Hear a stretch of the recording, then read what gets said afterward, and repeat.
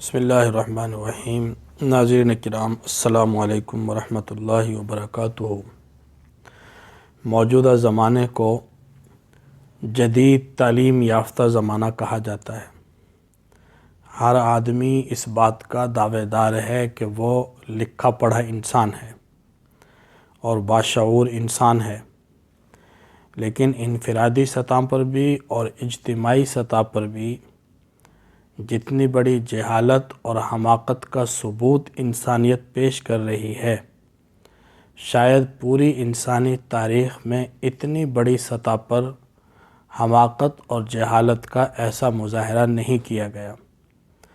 انفرادی سطح پر بھی برداشت نام کی کوئی چیز نہیں ہے اور اجتماعی سطح پر بھی برداشت نام کی کوئی چیز نہیں ہے۔ کبھی نہیں سنا گیا کہ کسی جنگل کے درندوں نے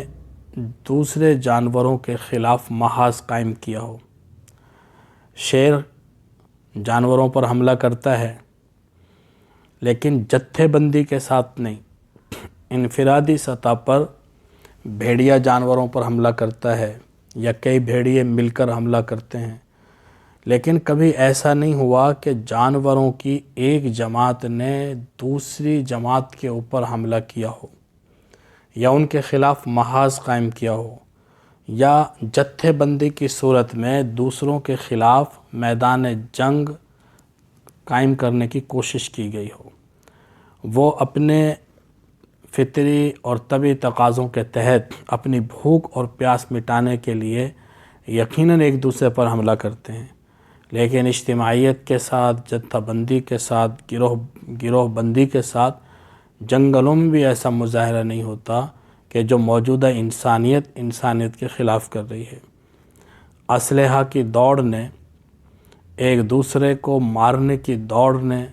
اور ایک دوسرے کو مٹانے کی ہوس نے پوری دنیا کو اسلحہ خانہ بنا دیا ہے۔ موجودہ زمانے میں پوری انسانیت ایک آگ کے الاؤ پر بیٹھی ہوئی ہے۔ ذرا سی کسی نے چنگاری لگائی، ماچس کی ایک تیلی لگائی تو پوری انسانیت کو جلا کر راکھ کر دینے کے لیے کافی ہے۔ ملکوں کے خلاف محاذ قائم کیے ہوئے ہیں، جماعتوں کے خلاف محاذ قائم کی ہوئی ہیں۔ قدیم زمانے میں جنگیں ہوتی تھیں، دونوں فوجیں آمنے سامنے ہوتی تھی، تلوار سے لڑائی ہوتی تھی، کچھ لوگ ادھر کے مارے جاتے تھے، کچھ لوگ ادھر کے مارے جاتے تھے، لیکن شہری آبادیاں متاثر نہیں ہوتی تھی، عام شہری متاثر نہیں ہوتا تھا، عام انسان متاثر نہیں ہوتا تھا۔ بچے، عورتیں، بوڑھے اور عبادت گاہوں میں بیٹھے بزرگان دین، اپنے اپنے مذاہب کے مطابق عبادت کرنے والے لوگ، وہ محفوظ رہتے تھے۔ لیکن موجودہ زمانے میں جب کبھی جنگ چھڑتی ہے، نہ جانور محفوظ رہتے ہیں، نہ بچے محفوظ رہتے ہیں، نہ خواتین محفوظ رہتی ہیں، نہ باغات اور فصلیں محفوظ رہتی ہیں، بلکہ بغیر کسی امتیاز کے تمام چیزوں کو نقصان پہنچایا جاتا ہے۔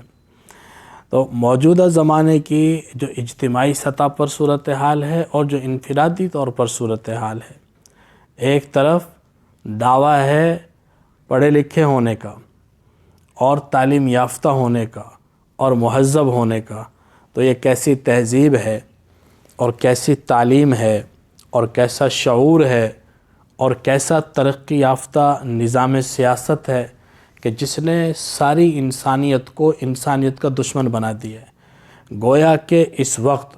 سب سے زیادہ زور اس بات پر صرف کیا جا رہا ہے کہ انسان کو کیسے برباد کر دیا جائے، انسان کو کیسے موت کے گھاٹ اتار دیا جائے۔ زمین کے اوپر جب تمام اسباب جمع کر لیے اور ہوس ختم نہ ہوئی انسانیت کو ختم کرنے کی، تو فضاؤں کو مسخر کرنے کا ارادہ کیا اور مریخ پر قدم جمانے کی کوشش، چاند پر قدم جمانے کی کوشش کہ خلاؤں میں جا کے ایسے اسٹیشن قائم کیے جائیں اور ایسے مقام متعین کیے جائیں کہ جہاں سے انسانیت کو کنٹرول کیا جا سکے، قابو کیا جا سکے اور بوقت ضرورت ان کو مارنا پڑے تو ان کو مارا جا سکے۔ تو انفرادی سطح پر بھی یہ قابل مذمت ہے اور اجتماعی سطح پر بھی قابل مذمت ہے، لیکن معاشرہ مجموعہ ہے افراد، معاشرہ نام ہے افراد کے مجموعے کا، زید، عمر، بکر، عبداللہ، عبد الرحمن، ان کے مجموعے کا نام معاشرہ ہے۔ اگر انفرادی سطح پر برداشت ہوگی تو اجتماعی سطح پر بھی برداشت ہوگی، انفرادی سطح پر اشتعال انگیزی ہوگی تو اجتماعی سطح پر بھی وہی ہوگی۔ ملکوں کے خلاف اقدام کر رہے ہیں، افراد کے خلاف اقدام کر رہے ہیں، اس لیے ضرورت اس بات کی ہے کہ اپنی طبیعتوں میں تحمل پیدا کیا جائے، برداشت پیدا کیا جائے، اور ہر ایسی کوشش کی حوصلہ شکنی کی جائے کہ جو کسی کے خلاف اقدام کے لیے اکساتی ہو۔ اب موجودہ زمانے کے اندر اگر ایک انسان کسی دوسرے انسان کے بارے میں برے جذبات رکھتا ہے تو بجائے اس کے کہ اس کے مزاج کو ٹھنڈا کیا جائے، اس کے غصے کو دبایا جائے، کوشش کی جاتی ہے اس کو مزید اشتعال دلانے کی اور مزید بھڑکانے کی، بجائے اس کے کہ اس کو سمجھایا جاتا کہ اس طرح کرنے کے نقصانات زیادہ ہیں، فائدے کم ہیں، ہم الٹا اس کو اشتعال دلاتے ہیں کہ اس کی ہمت کیسے ہوئی، اس کو تو ایسا بالکل نہیں کرنا چاہیے تھا، اور تم کون سے کسی اعتبار سے اس سے کم ہو، اور پھر عدالتوں کے رخ اختیار کیے جاتے ہیں اور تھانے کچہری کے چکر لگائے جاتے ہیں، لاکھوں روپیہ صرف کر دیا جاتا ہے اپنی جھوٹی آناؤں کو تسکین دینے کے لیے، جھوٹے جذبات کو تسکین پہنچانے کے لیے۔ اپنی طبیعتوں میں ہمیں تحمل پیدا کرنا چاہیے، برداشت پیدا کرنی چاہیے۔ اللہ تعالی ہمیں عمل کی توفیق نصیب فرمائے۔ وما علینا الا البلاغ۔